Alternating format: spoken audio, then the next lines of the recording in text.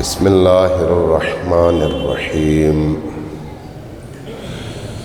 الحمد للہ رب العالمین بارئ الخلائق اجمعین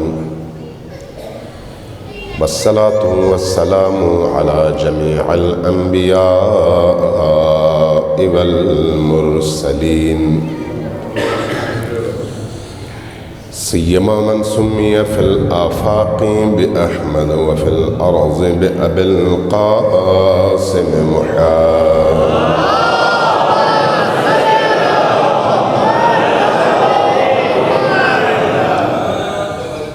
والصلاة والسلام على أولاده الطيبين الطاهرين المعصومين الميامين واللعنة الدائمة على أعدائهم أجمعين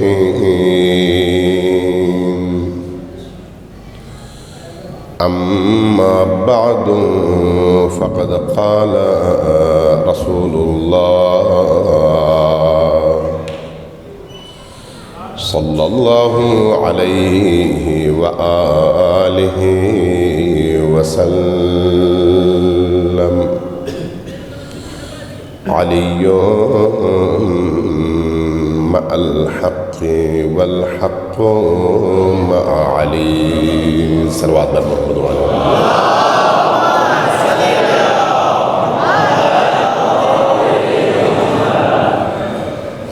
جس مرحوم کے لیے آج کی اس مجلس عزا کا اہتمام کیا گیا ہے ان کے ایصال ثواب کے لیے مرحوم علی اطہر موسانی صاحب اور مرحوم علی اختر موسانی ان کی روحوں کے ایصال ثواب اور برزخ کی دنیا کو روشن کرنے کے لیے سب مل کر ایک دفعہ سورہ فاتحہ اور 3 بار سورہ اخلاص کے ذریعے سے ان کی بارگاہ میں ہدیہ کیجیے۔ بسم اللہ الرحمن الرحیم الحمدللہ رب العالمین الرحمن الرحیم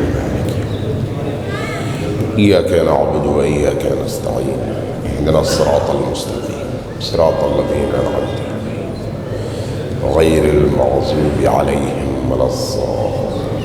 بسم اللہ الرحمن الرحیم قل هو الله احد الله الصمد لم يلد ولم يولد ولم يكن له كفوا احد۔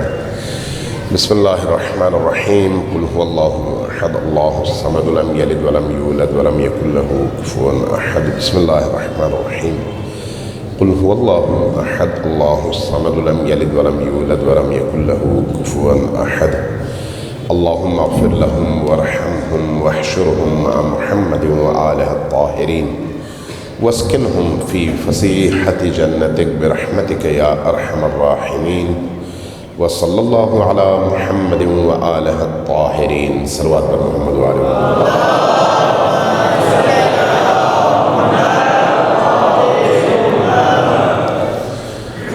عزیزان گرامی، ہمیں اس بات پر ناز اور فخر کرنا چاہیے کہ اللہ تبارک و تعالی نے ہمیں اس گھر میں پیدا کیا جہاں پر ہمارے کانوں سے پہلی جو آواز ٹکرائی وہ یا علی کی آواز تھی۔ ہمارے لیے باعث سربلندی ہے کہ جب ہم نے شعور کی دنیا میں قدم رکھا تو اللہ اور رسول کے بعد ہم نے جس ہستی کو اپنے پورے وجود میں محسوس کیا وہ علی کی ذات ہے۔ اللہ نے اس بات پر ہمیں فخر کرنا چاہیے اور یہ باعث فخر ہے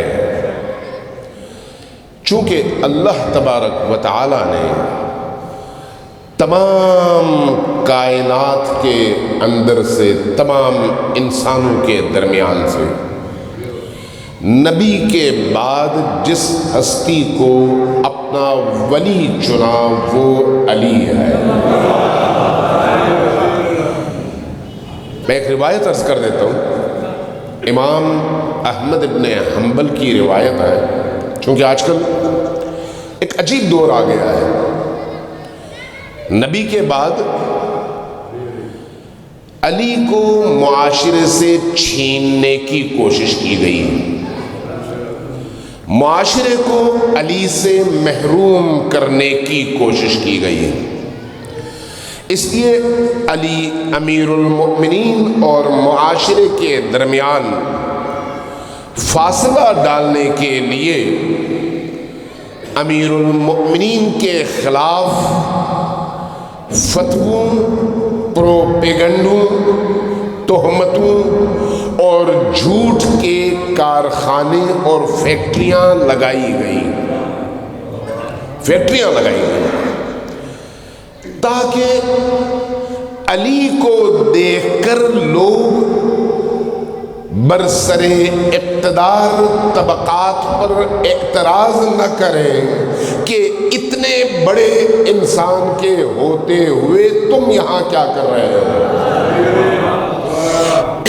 یہی وجہ ہے کہ ہم طول تاریخ میں یہ دیکھتے ہیں کہ نبی علیہ السلام کے بعد امیر المؤمنین کے مقابلے میں دوسروں کو بڑھانے اور چڑھانے کے لیے ریاست کے تمام وسائل استعمال کیے گئے، تمام وسائل، ممبروں کو استعمال کیا گیا، محرابوں کو استعمال کیا گیا، خطباء کو استعمال کیا گیا، شعراء کو استعمال کیا گیا، لکھنے والوں کو استعمال کیا گیا۔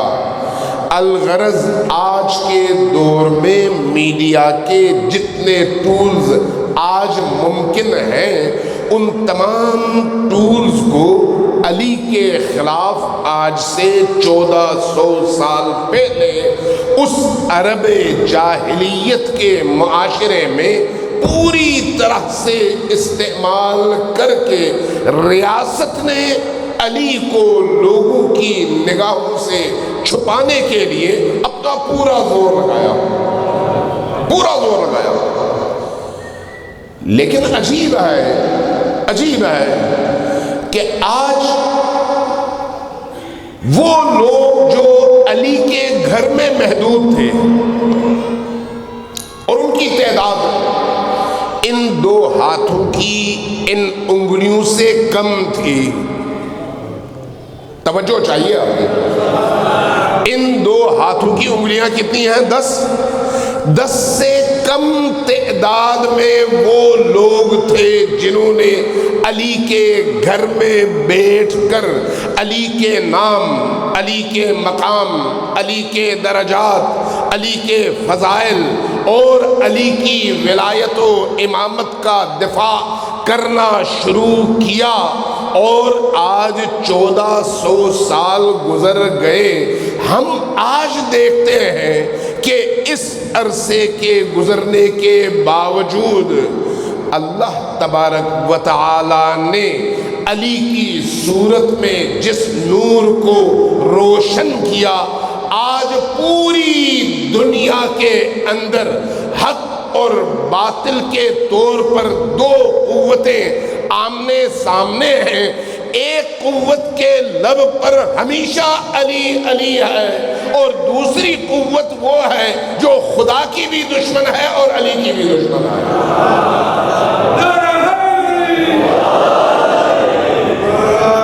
اور غور طلب بات یہ ہے کہ ساری ریاست کی مشینری استعمال ہوئی، ساری ریاست کی، علی کے فضائل چھپائے گئے، ساری ریاست کا پیسہ خرچ ہوا علی کی فضیلتوں کو چھپانے کے لیے۔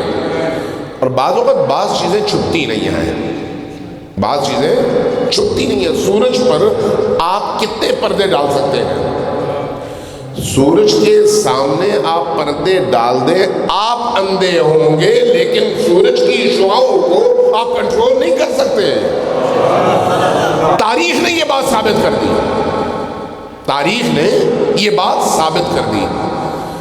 آج ہم دیکھتے ہیں کہ 90 سال تک 8 نسلوں کو علی سے بیزار کرنے کی جو تحریک شروع ہوئی، اور اس تحریک میں نبی کی ہر اس حدیث کو جس کے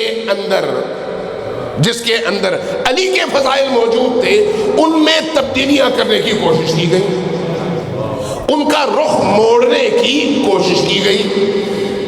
نبی نے فرمایا علی میرا بھائی ہے تو کسی اور کو کسی اور رشتے میں جوڑ دیا گیا۔ نبی نے فرمایا علی میرے علم کا دروازہ ہے تو کسی اور کو کچھ اور بنا دیا گیا۔ میں اس تفصیل میں نہیں جاتا، لیکن ایک حقیقت ہے کہ ہر فضیلت کی حدیث میں تبدیلی کر کے یا اس حدیث کی روح کو نکالنے کی کوشش کی گئی، یا پھر اس حدیث میں دوسروں کو ڈال کر نبی کے بعد علی کی برابری کرنے کی کوشش کی گئی۔ لیکن عجیب بات ہے کہ زمانے کے گزرنے کے ساتھ ساتھ اموی ختم ہو گئے، عباسی ختم ہو گئے، اس زمانے کے وہ مولوی ختم ہو گئے، وہ کاتب ختم ہو گئے، وہ فتویٰ باز ختم ہو گئے، وہ مفتی ختم ہو گئے، لیکن آج بھی اگر زمین کے سینے پر کوئی سینہ تان کر کسی شخصیت کا نام فخر سے لیتا ہے تو وہ نام علی ابن ابی طالب کا نام ہے۔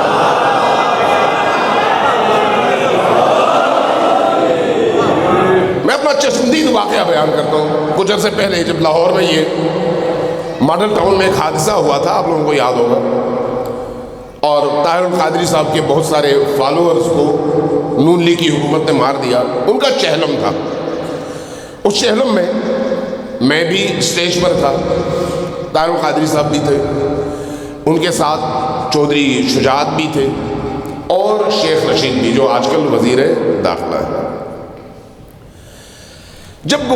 میں نے جب گفتگو کی تو اس گفتگو کے نتیجے میں ظاہر ہے مجمع نے نعرہ حیدری یا علی لگانا تھا، سارے سنی تھے، لیکن علی وہ ہستی ہے جو سنی کے دل میں بھی رہتے ہیں اور شیعہ کے دل میں بھی رہتے ہیں۔ علی وہ واحد ہستی ہے نبی کے بعد، وہ واحد ہستی کہ جس کے دل میں پاکیزگی ہے، جس کی نسل میں پاکیزگی ہے، جس کے حسب و نسب میں پاکیزگی ہے، اس کے دل میں علی ہے، علی کے علاوہ کچھ نہیں ہے۔ بہرحال بڑا مجمع تھا، بہت بڑا مجمع تھا، بڑے نعرے لگے، نعرے حیدری بھی لگا اور لبیک یا حسین کا نعرہ بھی لگا، مجمع سارا اہل سنت۔ جب میں اسٹیج سے واپس آ کے بیٹھ گیا کرسی پر، شیخ رشید نے میرے کان میں ایک جملہ کہا، میں سوچتا رہا بعد میں، کہا کہ مولانا یہ جو علی کا نام ہے، اس نام میں اتنا کرنٹ ہے کہ جب یہ نام کوئی لیتا ہے تو آدمی سکون سے بیٹھ نہیں سکتا، اچھلتا ہے اور کچھ کرنے کو تیار ہو جاتا ہے۔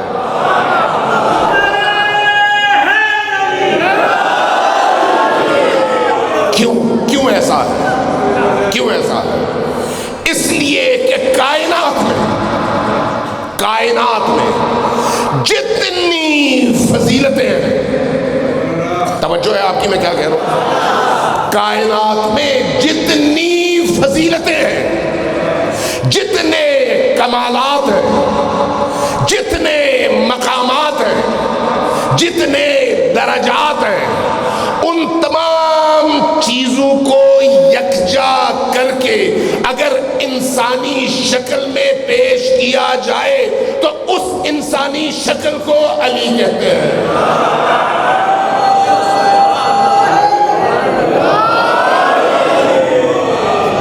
اور اللہ تبارک و تعالیٰ نے اس علی کو اپنا ولی بنا کر، اپنی مخلوق سے وعدہ کیا ہے کہ جس کا رشتہ اللہ سے جڑتا ہے اس کا رشتہ علی سے وہ جوڑے گا.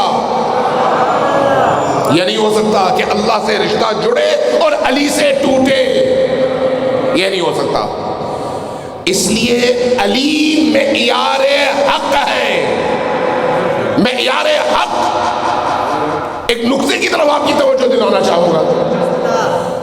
ہم سب کے درمیان توحید ہماری اساس ہے یا توحید اگر نہ ہو تو کچھ بھی نہیں ہے. لیکن اسی توحید پر قائل ہونے کے بعد اگر رسول کو نہ مانا جائے تو اسی توحید کا مالک اللہ قبول کرتا ہے یا نہیں کرتا؟ کرتا ہے یا نہیں کرتا؟ نہیں کرتا. کیوں؟ اس لیے کہ وہ کہتا ہے میری توحید کے ساتھ میرے محبوب کی رسالت کو بھی قبول کر لو. اگر میرے محبوب کو قبول نہیں کرو گے تو پھر میری توحید کو قبول کرنا میرے لیے قابل قبول نہیں ہے. ذرا آگے بڑھیے. جب آپ اس اللہ کے محبوب کے در پر جاتے ہیں تو وہ محبوب خدا ہستی اشرف الانبیاء، امام الانبیاء، خاتم النبیین کیا فرماتے ہیں؟ فرماتے ہیں مجھے قبول کرنا کافی نہیں ہے. اگر مجھے قبول کرتے ہو تو میری قبولیت کی شرط علی کے دروازے پر جھکنا ہے.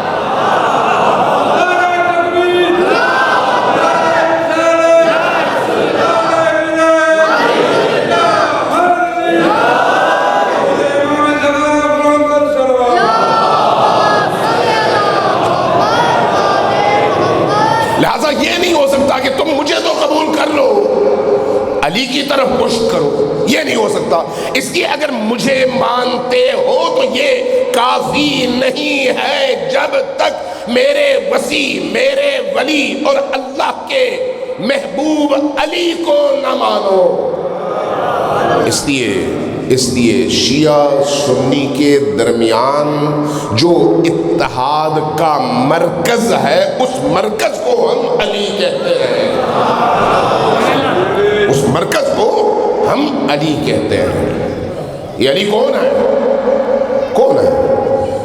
وہ جس کی محبت ایمان ہے اور جس سے بغض کفر ہے. یہ میں اپنے الفاظ میں حدیث بیان کر رہا ہوں. جس کی محبت ایمان ہے اور جس کا بغض کفر ہے، اگر اس کے بغض کے ساتھ، اس کی نفرت کے ساتھ، علی سے دوری کے ساتھ ایک شخص 10,000 سال سجدے کرے، ان کے 10,000 سالوں کے سجدے کا صلہ جہنم کے علاوہ کچھ نہیں ہے. ان سجدوں کی قبولیت کا دار و مدار بھی علی ہے اور علی سے مودت اور محبت ہے. اس لیے علی کو محور قرار دیا جاتا ہے عبودیت اور بندگی میں. علی وہ ہستی ہے. اب جب علی وہ ہستی ہے تو پھر علی والے کو کیسا ہونا چاہیے؟ توجہ ہے میں کیا کہہ رہا ہوں؟ اب اگر علی ایسا ہے تو پھر علی والے کو کیسا ہونا چاہیے؟ میں سمپل سی بات کرتا ہوں. علی زمین پر اللہ کی صفات کے مظہر کا نام ہے. توجہ ہے؟ یہ لفاظی نہیں ہو رہی، میں خطیب نہیں ہوں، میں آپ کے سامنے حدیث بیان کر رہا ہوں. اللہ کیا ہے؟ کریم. زمین پر کرامت کا محور و مرکز علی. علی اللہ کیا ہے؟ اللہ غفار اور ستار. زمین پر اللہ کی ان دونوں صفات کا مظہر علی. علی اللہ کی صفتوں کا زمین پر انسانی شکل میں مظہر کو ہم علی کہتے ہیں. جو علی کریم ہے، جو علی عابد ہے، جو علی صادق ہے، جو علی امین ہے، جو علی غافر معاف کرنے والا ہے، جو علی ساتر لوگوں کے عیوب چھپانے والا ہے، جو علی صاحب کرامت اور کریم ہے، جو علی اللہ کی ان تمام صفات کا اظہار کرنے والا مظہر ہے، اس علی کے ساتھیوں کو تب ساتھی کہا جاتا ہے جب ان کے اندر علی کی صفات نظر آئیں۔ علی نور ہے، علی نور ہے۔ جو شخص علی سے متصل ہوگا وہ نورانی ہوگا، اور اگر نورانی نہیں ہے تو اس کا مطلب یہ ہے کہ یہ جو اتصال کے لیے تار ہے، اس تار میں کہیں پر خرابی ہے۔ آپ کے پاس اب موبائل ہے، جب آپ کے موبائل کی چارجنگ ختم ہوتی ہے تو آپ کیا کرتے ہیں؟ چارجر اس سے متصل کرتے ہیں، پھر اس چارجر کا پلگ جو ہے وہ لگاتے ہیں بجلی کے ساتھ، ایسا ہی ہے۔ اگر تار میں خرابی ہو تو آپ 10 سال لگائے رکھیں، بجلی سے کرنٹ اس موبائل تک نہیں پہنچے گا اور اس موبائل میں زندگی پیدا نہیں ہوگی۔ علی کے ساتھی بننے کے لیے اپنے اور علی کے درمیان جو راستہ ہے، اس راستے کو کلیئر ہونا چاہیے، اس راستے کو شفاف ہونا چاہیے، اس راستے میں رکاوٹیں نہیں ہونی چاہیے، اور علی کا ساتھی ہونے کے لیے ان صفات کا علی کے ساتھیوں میں زندہ ہونا ضروری ہے۔ آپ ذرا ستاروں کو دیکھیے، چاند کو دیکھیے، آپ سب جانتے ہیں کہ چاند کی روشنی اپنی نہیں ہے، چاند کی روشنی اپنی نہیں ہے، ستاروں کی روشنی اپنی نہیں ہے۔ یہ روشنی کہاں سے لیتے ہیں؟ سورج سے۔ ایسے ہی ہے، علی اس سورج کا نام ہے جس کے چاند ستارے آپ بیٹھے ہوئے ہیں۔ اگر آپ کے اندر نورانیت ہے تو آپ علی والے ہیں، اور اگر نورانیت نہیں ہے تو آپ علی والے نہیں ہیں۔ اپنے اندر جھانک کر دیکھیے، اگر آپ کے اندر کسی یتیم کے لیے درد پیدا ہوتا ہے، اگر آپ کے اندر کسی ظالم کے خلاف نفرت پیدا ہوتی ہے، اگر آپ کے اندر کسی مظلوم کی حمایت میں اٹھنے کے لیے آپ کے خون میں جوش پیدا ہوتا ہے، اگر کسی جھوٹے کو بے نقاب کرنے کے لیے آپ کے اندر ایک جذبہ جاگتا ہے، اگر کسی مظلوم کو دیکھ کر ظالم کے چنگل سے مظلوم کو چھڑانے کے لیے آپ کے اندر ایک حوصلہ اور ہمت پیدا ہوتی ہے، تو سمجھ جائیے آپ کے اندر نور موجود ہے۔ اگر آپ کے اندر زندگی کی محبت کی بجائے، دنیاوی زندگی کی محبت کی بجائے علی کے نام پر، علی کے مکتب پر، علی کی فکر پر، علی کے پیغام پر، علی کے رستے پر مرنے کا شوق پیدا ہو جاتا ہے، تو آپ مکمل طور پر علوی ہیں اور علی سے متصل ہیں۔ یہی وجہ ہے کہ جن لوگوں کے درمیان یہ نور پیدا ہو جاتا ہے، وہ کم ہوتے ہوئے بھی کوہ استقامت بن جاتے ہیں۔ تعداد کم ہوتی ہے لیکن پہاڑ ہوتے ہیں، تعداد کم ہوتی ہے لیکن طاقتور ہوتے ہیں، تعداد کم ہوتی ہے لیکن اپنے سے کئی ہزار گنا بڑے شیاطین کے مقابلے میں یوں کھڑے ہو جاتے ہیں جیسے کربلا میں حسین کھڑے ہوئے۔ یہ علی کی نورانیت کی تقسیم ہے۔ اس لیے علی اکیلے تھے، سامنے پوری دنیا تھی۔ علی والے کم ہوتے ہیں، سامنے پوری دنیا ہوتی ہے، لیکن ہمیشہ ایسا نہیں ہے۔ اللہ نے وعدہ کیا ہے کہ علی والوں کو کثرت دے گا، طاقت دے گا، اس لیے کہ علی شعور کا نام ہے، علی عقل کا نام ہے، توجہ چاہیے آپ، علی علم کا نام ہے، علی بصیرت کا نام ہے۔ یہ نہیں ہو سکتا، یہ نہیں ہو سکتا کہ علی والا ہو اور بے وقوف ہو، یہ نہیں ہو سکتا، علی والا ہو اور جاہل ہو، نہیں ہو سکتا، علی والا ہو اور بے بصیرت ہو، نہیں ہو سکتا، علی والا ہو اور خرافات میں پڑتا ہو، نہیں ہو سکتا۔ جو علی کا ہوگا وہ علی کی جگہ کھڑا ہوگا، یہ ذہن میں رکھیے گا۔ علی سراپا علم ہے، جاہل کبھی بھی علی کا وارث نہیں بن سکتا۔ علی سراپا حلم ہے، بے صبر انسان کبھی بھی علی کا وارث نہیں بن سکتا۔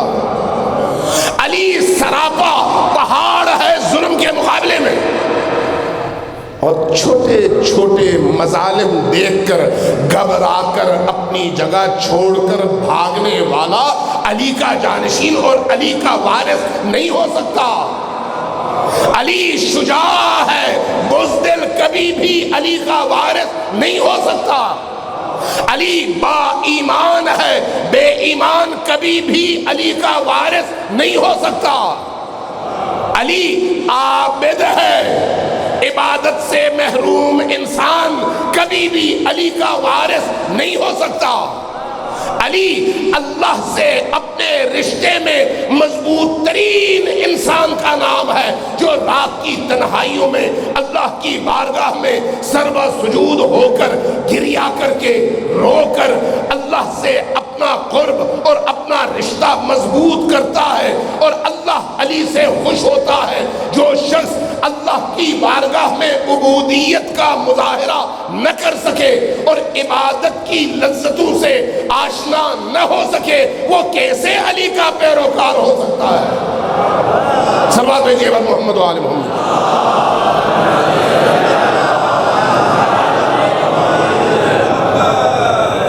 ایک دفعہ پھر صلوات بھیجیے بر محمد و آل محمد۔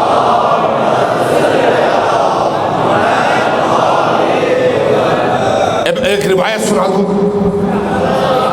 تھکے ہوئے تو نہیں ہیں، ایک روایت سناتا ہوں، ذرا غور سے سنیے۔ امیر المومنین نے خود یہ فرمایا، امیر المومنین نے خود یہ فرمایا شیعتنا، چونکہ یہ جو شیعہ کا لفظ ہے یہ نبی کی زبان مبارک سے نکلا ہے۔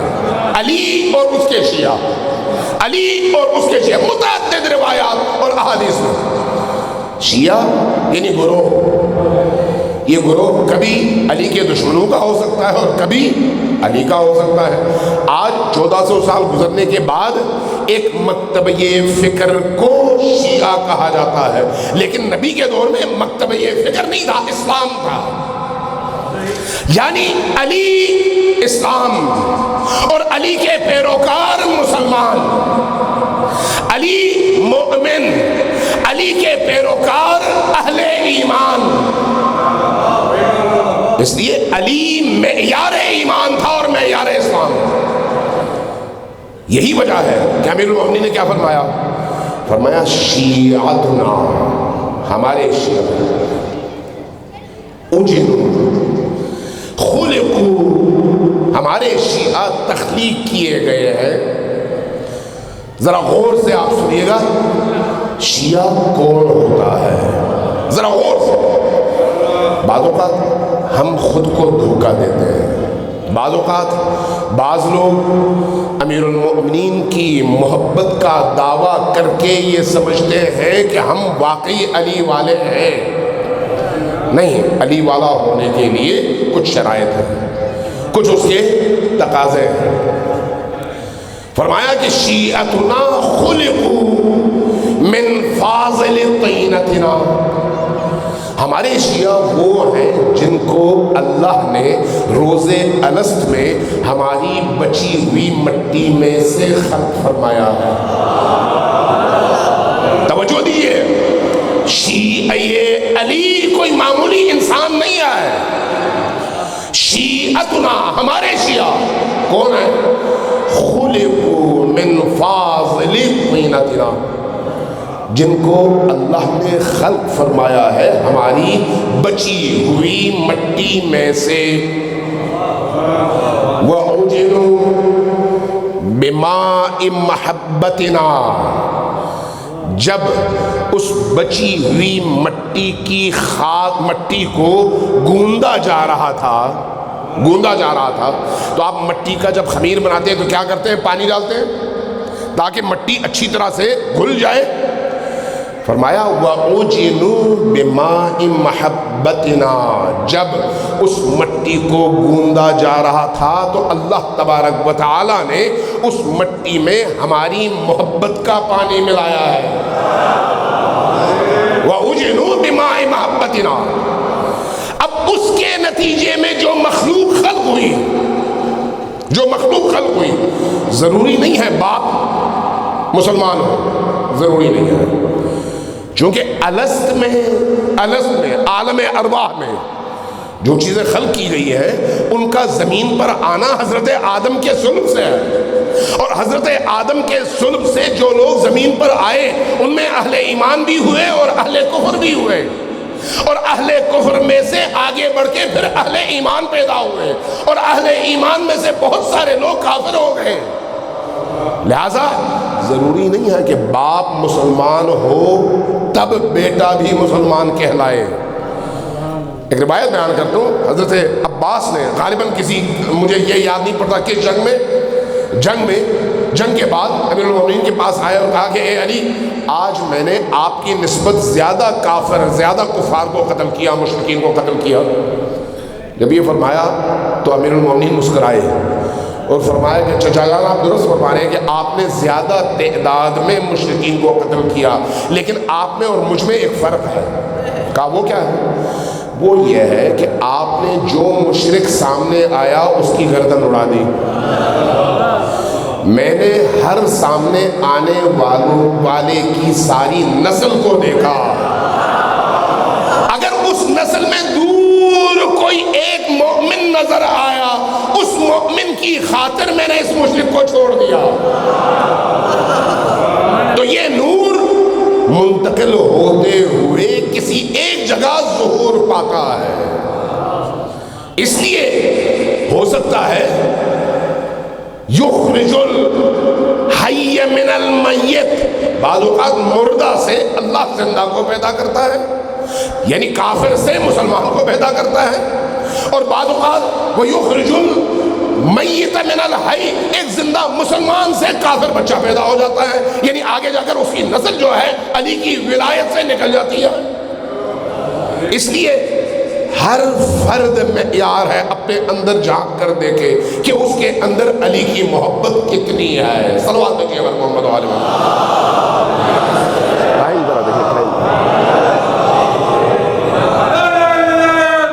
ٹائم میں نے گھڑی نہیں دیکھی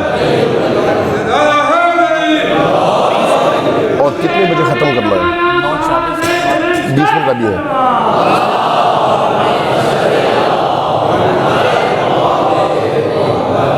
ایک دفعہ پھر صلوات بھیجیے پر محمد وآلہ محمد۔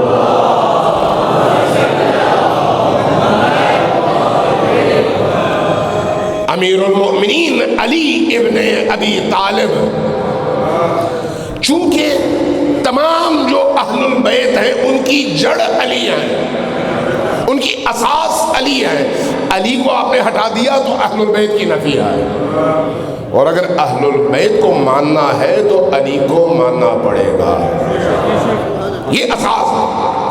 یہی وجہ ہے کہ تمام امویوں نے سب سے پہلی جو کوشش کی وہ یہ ہے کہ علی کے حوالے سے لوگوں کے دلوں میں نجاستیں بھریں، خطبوں میں، گفتگو میں، تحریروں میں، معاشرے میں۔ آپ اندازہ لگا سکتے ہیں کہ امویوں نے اتنا زہر بھرا تھا کہ بچے گلی میں کھیلتے ہوئے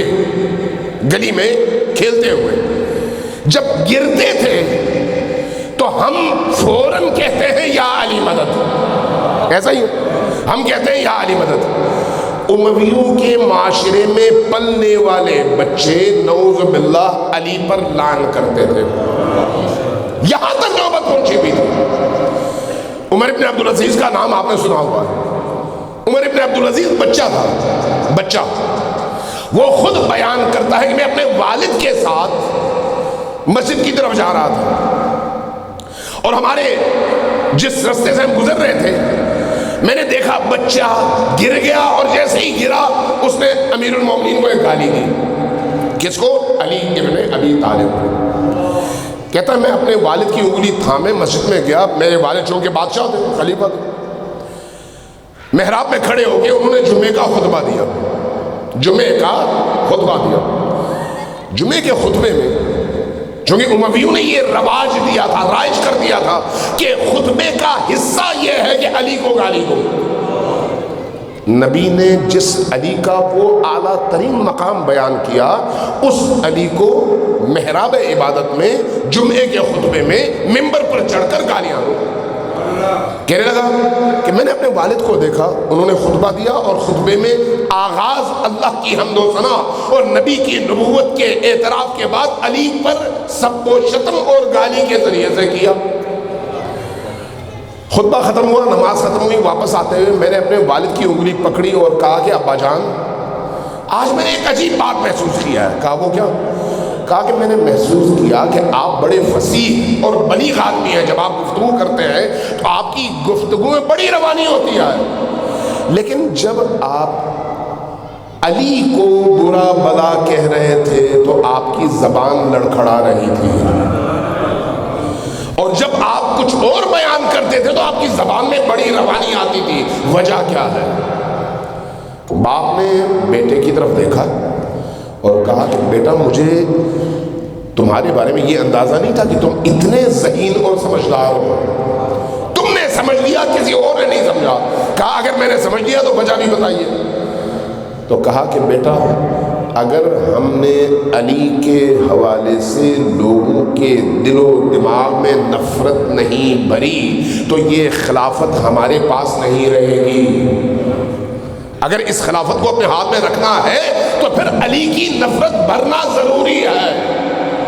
یہی وجہ ہے کہ عمر ابن عبدالعزیز جب خلیفہ بنے تو انہوں نے سب سے پہلا کام یہ کیا کہ یہ جو معاویہ ابن ابی سفیان نے معاشرے میں گالیوں کا سلسلہ شروع کیا تھا، اس کا رستہ عمر ابن عبدالعزیز نے روکا۔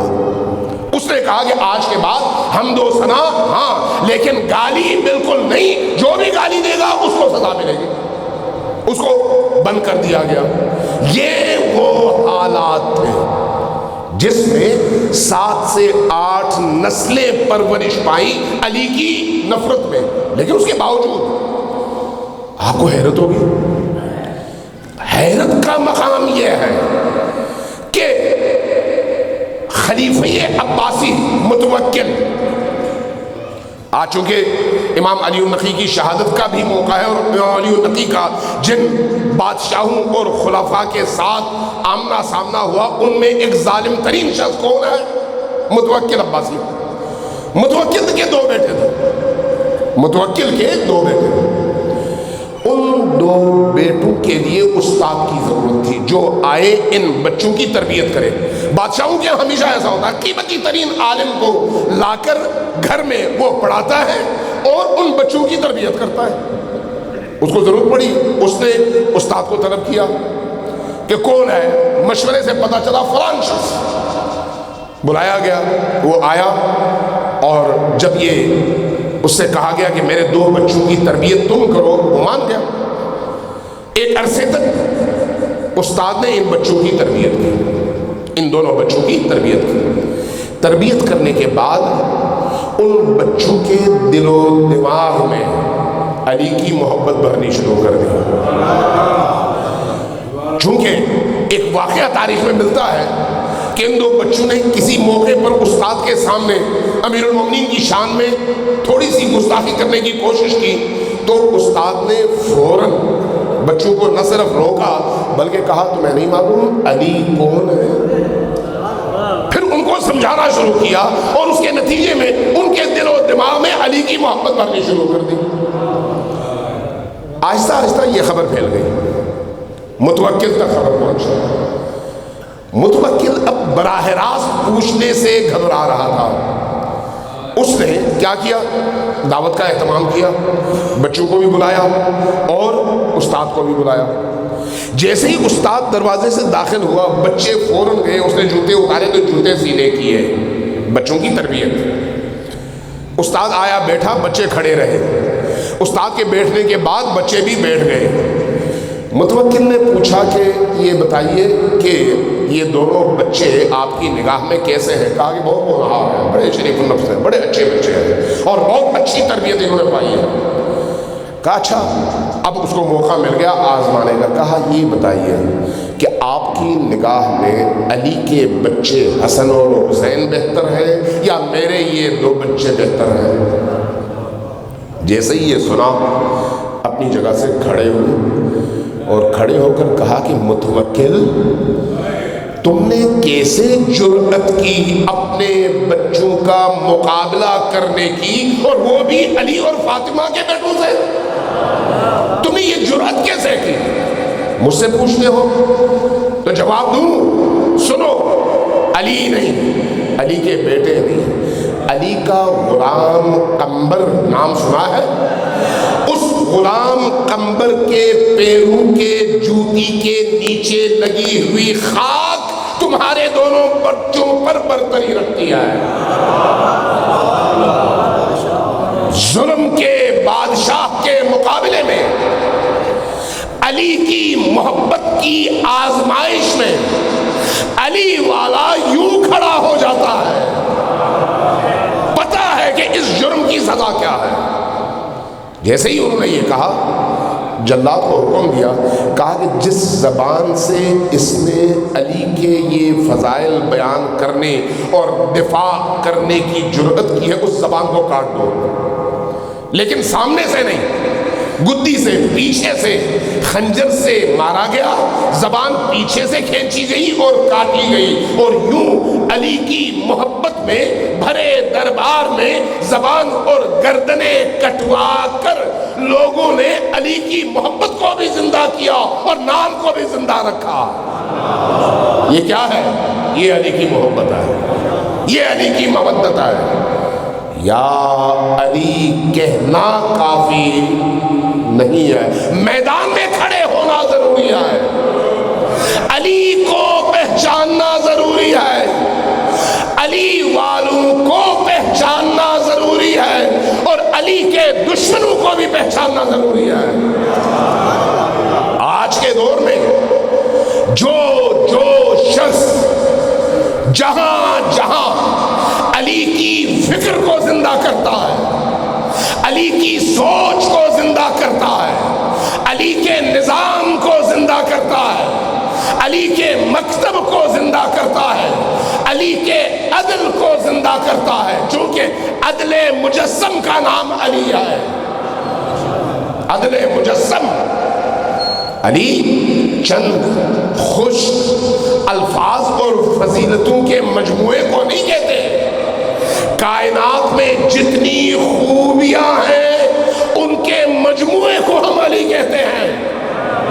لہذا دنیا بھر میں جو لوگ علی کی جرأت کو زندہ رکھے ہوئے ہیں، علی کی شجاعت کو زندہ رکھے ہوئے ہیں، علی کے مکتب کو زندہ رکھے ہوئے ہیں، علی کی فقہ کو زندہ رکھے ہوئے ہیں، علی کے عقیدے کو زندہ رکھے ہوئے ہیں، علی کی اولاد کی محبت کو زندہ رکھے ہوئے ہیں، علی کے ظلم کے خلاف تحریک کا پرچم اٹھا کر وقت کے یزیدوں اور ظالموں کے مقابلے میں کھڑے ہوئے ہیں، ان کا جو بھی حامی ہے، علوی ہے، جو مخالف ہے، اس راہ سے گمراہ ہے۔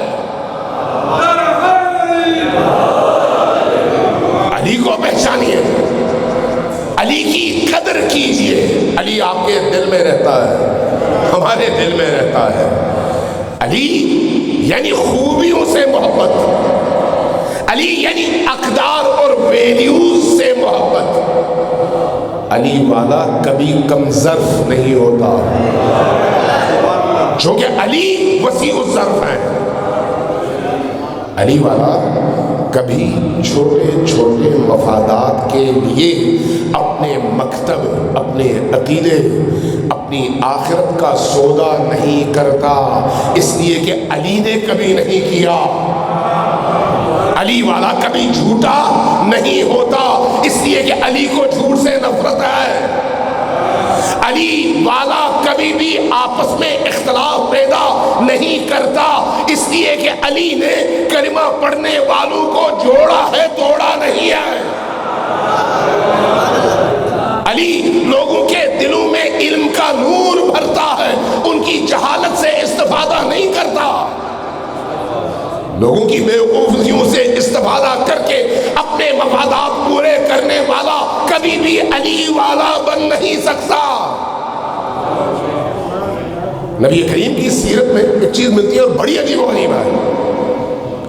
بعض اوقات ہم کسی خیر کے کام تک پہنچنے کے لیے جو رستہ اختیار کرتے ہیں وہ شر کا ہوتا ہے۔ یہ ایسا ہی ہے جیسے کوئی شخص رشوت لے، اور رشوت لے کر اس رشوت سے امام حسین کا نیاز دے۔ امام حسین کے نام پر نیاز دینا بہت اچھا عمل ہے، لیکن رشوت کے پیسے سے نہیں۔ ایک شخص دوسروں کے مال پر قبضہ کرے اور قبضہ کرنے کے بعد اس میں سے ایک حصہ نکال کر مسجد یا امام بارگاہ بنا دے۔ مسجد اور امام بارگاہ بنانا بہت بڑی فضیلت ہے، لیکن حرام کی کمائی سے نہیں۔ ایک شخص جھوٹ کے ذریعے سے لوگوں کو علی سے ملانے کی کوشش کرے، جھوٹ نجاست ہے، کبھی بھی نجاست کے رستے سے علی کی محبت کو پروان نہیں چڑھایا جا سکتا، غلط ہے۔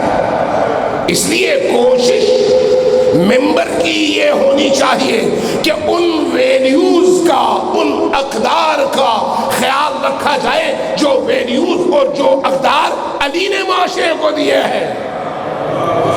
علی نے جو اقدار معاشرے کو دیے ہیں ان اقدار کو سن کر ہندو بھی اش اش کر اٹھتا ہے، ہندو بھی، عیسائی بھی سر جھکاتا ہے، یہودی بھی سر تسلیم خم کرتا ہے، اس لیے کہ علی کے دیے ہوئے اقدار ہر فرد بشر کے دل کی آواز ہے۔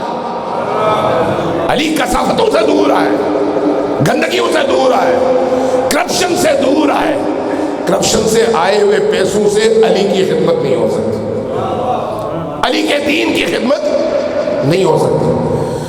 دیکھیے بعض اوقات ہم اپنے آپ کو دھوکہ دیتے ہیں۔ نبی کریم صلی اللہ علیہ وآلہ وسلم کی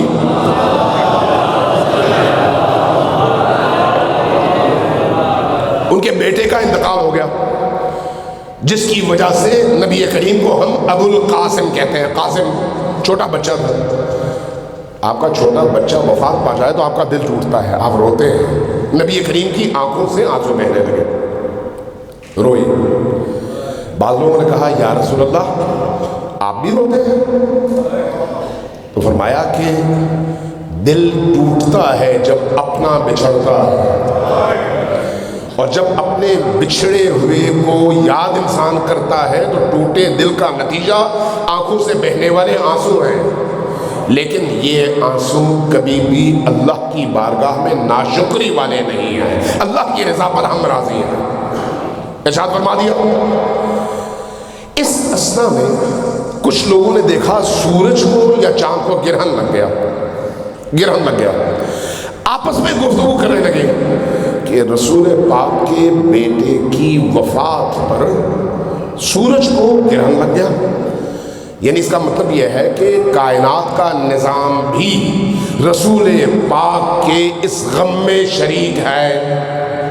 یہ کہا لوگوں نے کہا، اور رسول پاک کے کانوں تک یہ آواز پہنچی۔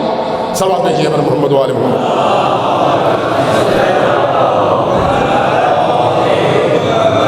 رسول پاک کے کانوں تک یہ آواز پہنچی۔ جیسے ہی پہنچی آپ نے لوگوں کو حکم دیا مسجد میں جمع ہونے کا۔ اب اگر میں اور آپ ہوں، ذرا غور کیجئے، اگر میں اور آپ ہوں، اگر ہمارے ساتھ کوئی ایسا واقعہ ہو اس کے بعد فوراً زلزلہ آ جائے، فوراً چاند کو گرہن لگ جائے، فوراً کوئی اور واقعہ ہو جائے اور لوگ کہیں بھئی اس کی کرامت ہے یہ کہ کائنات میں یہ تبدیلی آئی، ہم تو خوش ہوں گے کہ ہاں یار کوئی ایسی بات ہے۔ نبی کریم نے کیا کیا؟ لوگوں کو جمع کیا مسجد میں اور فرمایا کہ دیکھو میرے بیٹے کی موت ایک مستقل موضوع ہے اور غم کی بات ہے، اور میں بھی غمگین ہوں اور کائنات بھی غمگین ہے، اس میں کوئی شک نہیں ہے، لیکن ہم اللہ کی رضا پر راضی ہیں، لیکن چاند یا سورج کے گرہن لگنے کا کوئی تعلق میرے بیٹے کی موت سے نہیں ہے۔ میں تمہاری جہالت کی بنیاد پر اپنے آپ کو بڑا نہیں بنا سکتا، میں وہی ہوں جو ہوں، میں چاہوں گا تم عقل سے کام لو، مجھے بڑا ثابت کرنے کے لیے جھوٹ کا سہارا نہ لو۔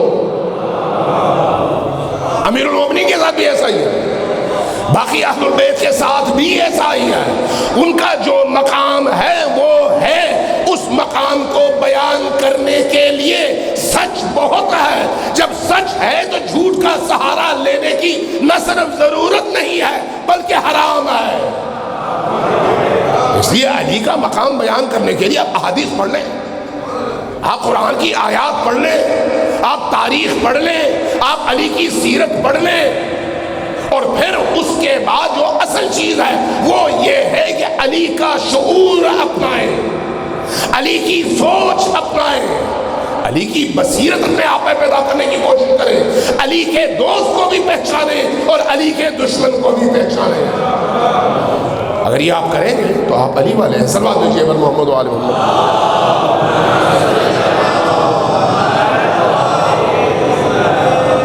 علی کو اپنے چاہنے والوں سے بہت محبت ہے، بہت محبت ہے۔ علی اپنے چاہنے والوں کو کبھی بھی فراموش نہیں کرتے، اس لیے فرماتے ہیں من یمت یرنی، جو مرتا ہے وہ علی کو دیکھتا ہے۔ علی حتیٰ کفار کو نظر آتے ہیں، منافقین کو نظر آتے ہیں، مومن کو کیوں نہ آئے، لیکن نظر آنے اور نظر آنے میں بڑا فرق ہے۔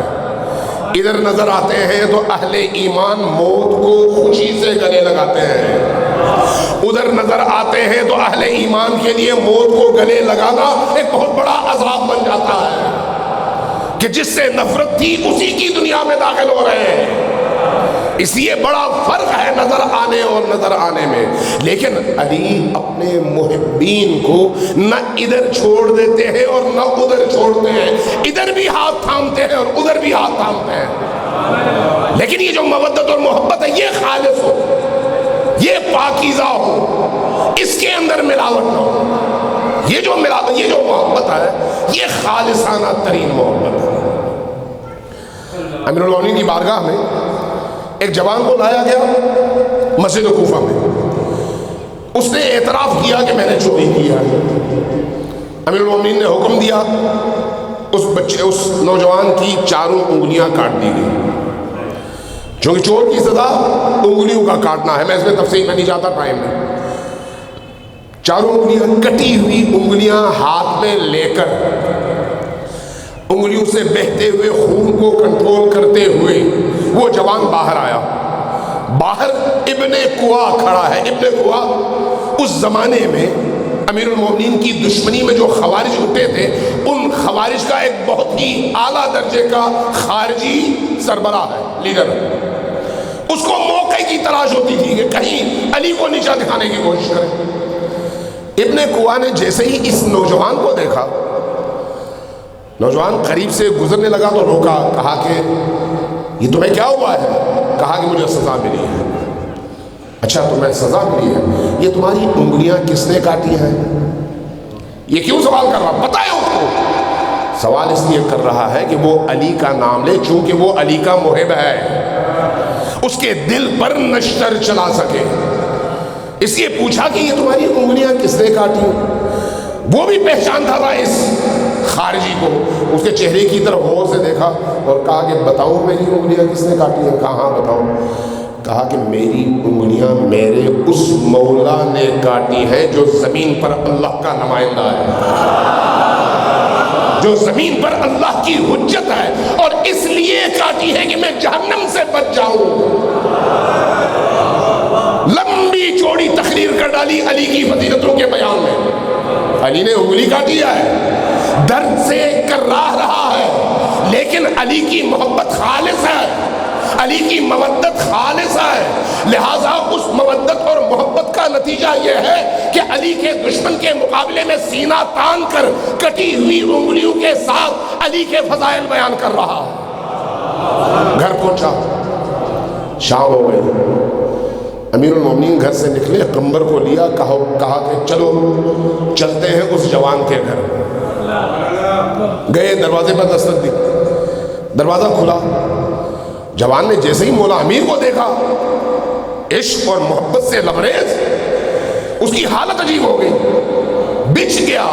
امیر المومنین کو اندر دعوت دی، اندر آئے۔ امیر المومنین نے ایک جملہ پوچھا، سوال کیا، جملہ کہا، فرمایا تم تو ہمارے محب تھے، تم نے کیوں غلط کام کیا؟ چونکہ جو علی کا ہوتا ہے وہ غلط کام نہیں کرتا، وہ جرم نہیں کرتا، وہ کرپشن نہیں کرتا، وہ رشوت نہیں لیتا، وہ چوری نہیں کرتا۔ کہا تم تو علی والے تھے، تم نے ایسا کیوں کیا؟ عرض کیا مولا 3-4 دنوں سے فارغ تھا، بھوکا تھا، میرے پاس کچھ نہیں تھا، آج پیٹ بھرنے کے لیے میں نے یہ چوری کی، لیکن بعد میں مجھے احساس ہوا کہ میں نے جرم کیا ہے، اسی لیے میں نے اعتراف کیا، اور اس اعتراف کے نتیجے میں آپ نے میری انگلیاں کاٹی۔ فرمایا آئندہ کے بارے میں کیا ہے؟ کہا کہ مولا میں شرمندہ ہوں، غلطی میں نے کی ہے، آئندہ کبھی یہ غلطی نہیں کروں گا۔ فرمایا جاؤ اپنی کٹی ہوئی انگلیاں لے آؤ۔ لے آیا، ساتھ میں رکھی، اپنی ابا رکھی، ہاتھ اوپر سے پھیرا، کچھ پڑا، اس کے بعد انگلیاں اسی طرح سے تر و تازہ ہو گئی جس طرح سے پہلے تھی۔ علی اس دنیا میں بھی یاور و مددگار ہے، اور اس دنیا میں بھی یاور و مددگار ہے۔ صرف علی نہیں، علی کے بیٹے بھی، صرف علی کے بیٹے نہیں، علی کے پوتے بھی، جتنے بھی لوگ صلب علی اور خانوادہ علی سے ہیں اور علی کے رستے پر ہیں، وہ اپنے درجات اور مقامات کے مطابق نچلے والوں کی انگلیاں اور ہاتھ تھامتے ہیں اور ان کو نجات دیتے ہیں۔ شرط یہ ہے کہ ہم علی کے رستے پر ثابت قدم رہیں۔ صلوات بھیجیے پر محمد و آل محمد۔ ایک دفعہ پھر اونچی آواز سے صلوات بھیجیے پر محمد و آل محمد۔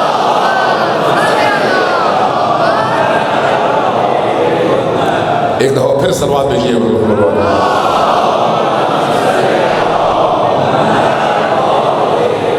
عزیزان گرامی، جو علی اتنا عظیم ہے، اس علی کے بچوں کے ساتھ جو کچھ کیا گیا وہ اس سے زیادہ عظیم ہے۔ جو انسان جتنا بڑا ہوتا ہے اس کی شان میں چھوٹی سے چھوٹی گستاخی بہت بڑی بن جاتی ہے، یہ دنیا کا دستور ہے۔ اور ہم دیکھتے ہیں کہ علی کی اولاد کے ساتھ وہ کچھ کیا گیا جو کفار اور مشرکین کے ساتھ بھی نہیں کیا جاتا۔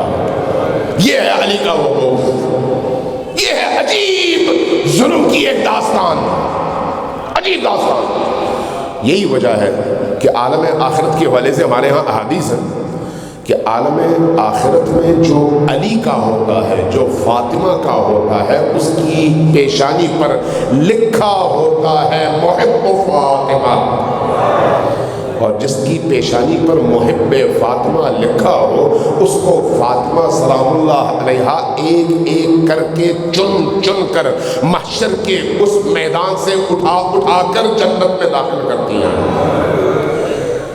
یہ علی والوں کے لیے خصوصی طور پر لطف ہے اہل بیت علیہ الصلوۃ والسلام کی طرف سے یہ جو آنسو بہاتے ہیں، دنیا میں کوئی شخص ایسا نہیں ہے جس کا دل نہ ٹوٹے اور وہ رو سکے۔ رونا آسان نہیں ہوتا، لیکن علی اور آل علی کی محبت ایسی ہے کہ چھوٹی سے چھوٹی تکلیف بھی اگر بیان ہو جائے تو جس کے دل میں علی اور اولاد علی کی محبت ہوتی ہے وہ تڑپ اٹھتا ہے، تڑپ اٹھتا ہے۔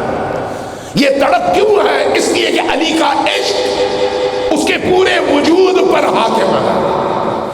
علی کی محبت کا یہ مظہر ہے، علی کی محبت دل میں ہے تو پھر اس کا اظہار ایسے ہی ہے۔ ذرا چلیے عصر عاشور، مجھ سے پہلے قبلہ نے امام علی النقی علیہ السلام کے حوالے سے چند جملے عرض کیے، فرمایا آپ کے سامنے میں کوشش کروں گا 2-4 جملے صرف مسائل کے عرض کر دوں، 2-4 جملے۔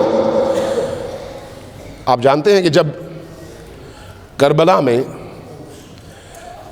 شب شام غریبہ کا منظر طاری ہوا، شام غریبہ کا منظر، وہ منظر بڑا عجیب منظر ہے، بڑا ہی عجیب منظر ہے۔ اس منظر کو بعض مورخین نے اپنی کتابوں میں بیان کیا ہے۔ ان میں سے ایک مورخ لکھتا ہے کہ جب کربلا کی سرزمین پر تمام مرد شہید ہو گئے اور اس کے بعد میں نے دیکھا کہ لشکر اشقیاء نے علی کی بیٹیوں کے خیموں کو جلانا شروع کر دیا۔ جلتے ہوئے خیموں کا منظر جب میں نے اپنی آنکھوں سے دیکھا تو ایک دفعہ میری نگاہ پڑی، میں نے دیکھا جلتے ہوئے خیموں سے چھوٹے چھوٹے بچے روتے ہوئے نکلے اور صحرا میں بکھر گئے، سب کی زبانوں پر واہ حسینہ واہ محمد آتا۔ میں نے یہ منظر اپنی آنکھوں سے دیکھا، میں دیکھ رہا تھا اور اندر سے کڑ رہا تھا۔ اس اثنا میں نے ایک منظر دیکھا، ایک اونچے قد کی خاتون ہے، ایک خیمے سے نکلتی ہے، پھر اندر جاتی ہے، پھر نکلتی ہے، پھر اندر جاتی ہے۔ میں نے پوچھا یہ خاتون کون ہے؟ کسی نے جواب میں کہا یہ علی کی بیٹی زینب ہے۔ میں نے پوچھا یہ باقی مستورات ساری کی ساری میدان میں بکھر گئی ہیں، یہ خاتون کیوں اس خیمے میں بار بار جاتی ہیں اور نکلتی ہیں؟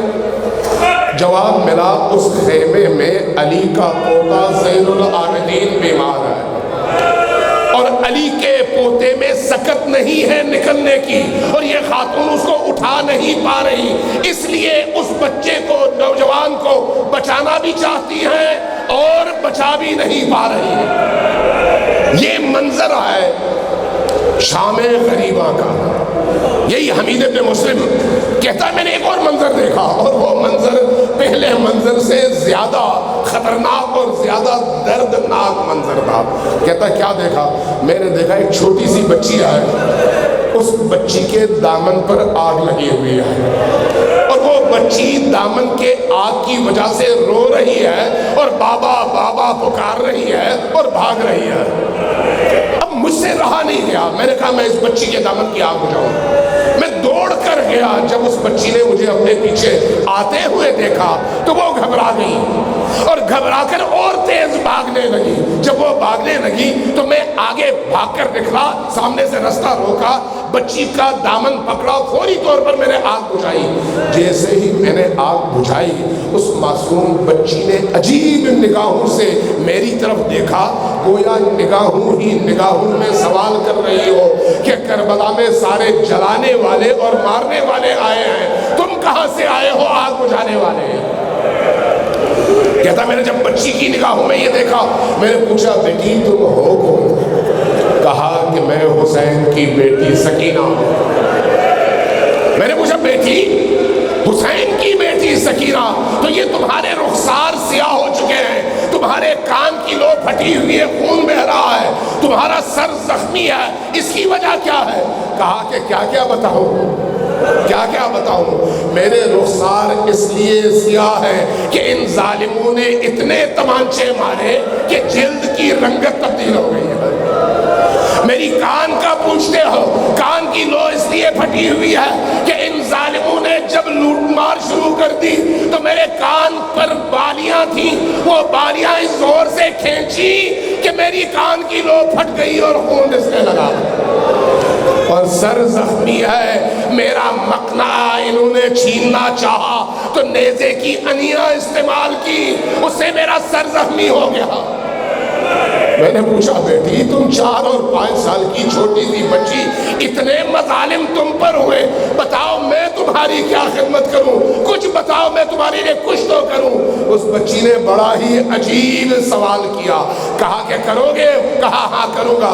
کہا پر ایک کام کر دو، مجھے بتاؤ نجف کا رستہ کس طرف؟ کہا بیٹا کیا کرو گی نجف کا رستہ پوچھ کر؟ کہا کہ وہاں میرے جد علی ابن ابی طالب دفن ہے، میں چاہوں گی کہ جد کی بارگاہ میں جاؤں اور کہوں کہ بابا جان دیکھیے آپ کی بیٹیوں کے ساتھ کربلا میں کیا سلوک۔